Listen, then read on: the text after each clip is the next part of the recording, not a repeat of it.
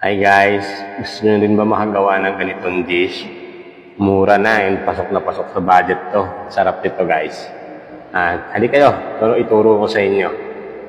Nag-breadings lang ako dito ng chicken. Actually, 3 leg quarter yan, 3 piraso. And then pechay bagyo, broccoli and coli with bell pepper.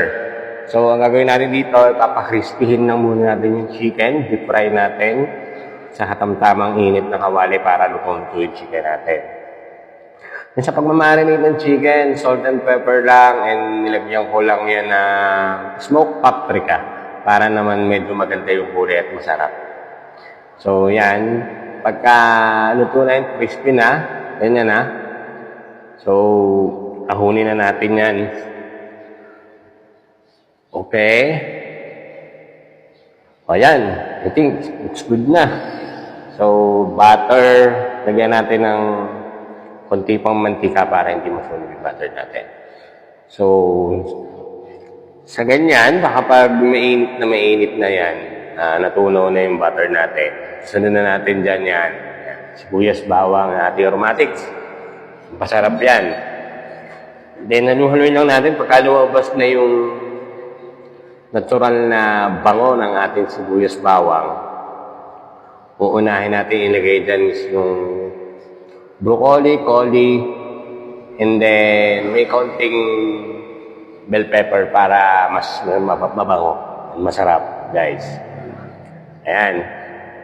So, ayan Then, wag natin masyado itong i-overcook kasi mas masarap yung ganitong gulay kapag yung crispy. Okay? Yung takluban din natin ng konti yan maya-maya. Ganyan-ganyan lang natin. Diba? Para tayong professional na magaling mag-saute. Okay? Next. Takluban muna natin to. Ayan. After 3 minutes, yan na siya guys. Sunod na natin dito yung chicken. Ayoko rin naman masyadong magtagal na yung chicken natin kasi sayang yung pagka-crispy na. Okay, yan. Then, halu-haluin lang natin. Mekos-mekos lang natin yan. And then, nag-prepare ako dito ng toyo, oyster sauce, paminta, konting betsin, konti lang.